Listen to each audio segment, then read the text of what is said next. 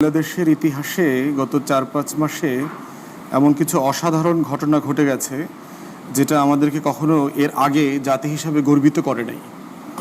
তার ভিতর একটা ঘটনা হচ্ছে যে আপনি ফরেন সার্ভিস একাডেমিতে প্রফেসর ইউনূসের ডাকে ফ্যাসিজম বিরোধী প্রত্যেকটা ক্রিয়াশীল রাজনৈতিক দল from the extreme left to the extreme right সবাই সেখানে এক মঞ্চে উপস্থিত ছিলেন এবং 4টা বিষয়ে তারা একমত হয়েছেন সেদিনের মিটিংয়ে। একটা হচ্ছে আমার স্বাধীনতা, আমার সার্বভৌমত্ব, আমার আত্মমর্যাদা এবং আমার জাতীয় স্বার্থ। এই 4 প্রশ্নে কোনো ইখতিলাফ নাই, কোনো ছাড় নাই। এর মধ্য দিয়েও তাহলে আমরা কি রাজনৈতিক দলগুলো বিতর্ক করব না, দ্বিমত করব না? সার্টেনলি করব। ইশরাকের সাথে আমার দ্বিমত থাকবে, সামান্তার সাথে আমার দ্বিমত হবে, আমরা পাবলিকলি কথা বলবো প্রয়োজনে, অন সাবস্ট্যান্স, পার্সোনালি অ্যাটাক করে না। তো তারপরেও যেটা ঘটে গেছে বাংলাদেশের ইতিহাসে, আপনি এরকম একটা ছবি দেখাতে পারবেন না যেই ছবিটাকে বাংলাদেশ রিপ্রেজেন্ট করে। What does it mean to become a citizen of Bangladesh?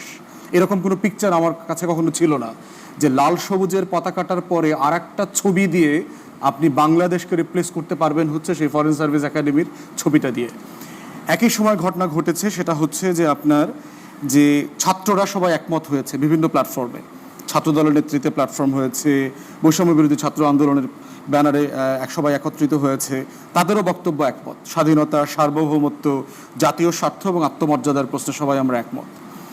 বাংলাদেশের ইতিহাসে দ্বিতীয়তম গুরুত্বপূর্ণ ঘটনা ঘটে গেছে হচ্ছে ইসকনকে কেন্দ্র করে চট্টগ্রামে যেটা হয়ে গেছে। আপনি শুধু ইম্যাজিন করেন such incident is happening in the High Court of Calcutta or Mumbai or the northern provinces. What would have happened? যে কলকাতা হাইকোর্টে অথবা মুম্বাই হাইকোর্টে কয়েকজন মুসলমান মিলে একজন হিন্দু আইনজীবীকে দিনে দুপুরে চপ অফ করছে, ভারতে রায়ট হয়ে যেত। few thousands Muslims would have been killed by them. কিছুই হয় নাই বাংলাদেশে, একটা রায়টের ঘটনা ঘটে নাই, একটা হিন্দুর বাড়ি, জমি, দোকান, মন্দিরে আঘাত আসে নাই। আপনি দেখেন আগরতলার ঘটনা, বাংলাদেশের অ্যাম্বাসিতে অ্যাটাক করেছে, কলকাতার বাংলাদেশের হাইকমিশনের উপরে ভেরি ফাউল প্রোটেস্ট করা হয়েছে, দিল্লিতে হয়েছে। বাংলাদেশে কি আমাদের কোনো দল, কোনো গ্রুপ ধারে কাছেও ইন্ডিয়ান হাইকমিশনের সামনে গিয়ে একটা প্রতিবাদ করেছে, একটা মিছিল করেছে, একটা ঢিল ছুঁড়েছে? এই ধরনের ঘটনাতে তারা যেটা প্রভোগ করতে চেয়েছিল যে বাংলাদেশের ইসলামিক দলগুলো ব্যাপক আকারে শোডাউন করবে। বাংলাদেশের কোনো ইসলামী দল প্রতিবাদ করার নামে কেউ মাঠেই নামে নাই। তো ইন্ডিয়ান এই যে প্রভোকেশন কালেকটিভলি আমাদের সিটিজেনরা যেভাবে ডিল করেছে, it's a historic achievement and the contribution. Third হচ্ছে ইকোনমিস্টের রিপোর্ট, কান্ট্রি অফ দ্য ইয়ারের রিপোর্টে economist had given the reasons why Bangladesh came first this time around.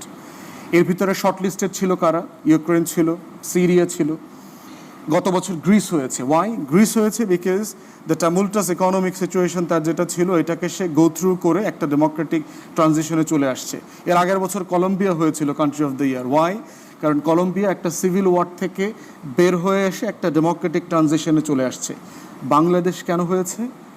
Bangladesh এদের কালেকটিভ প্রত্যেকটা দেশের যত পয়েন্ট, এই পয়েন্টগুলোকে একত্রিত করে হয়েছে। যে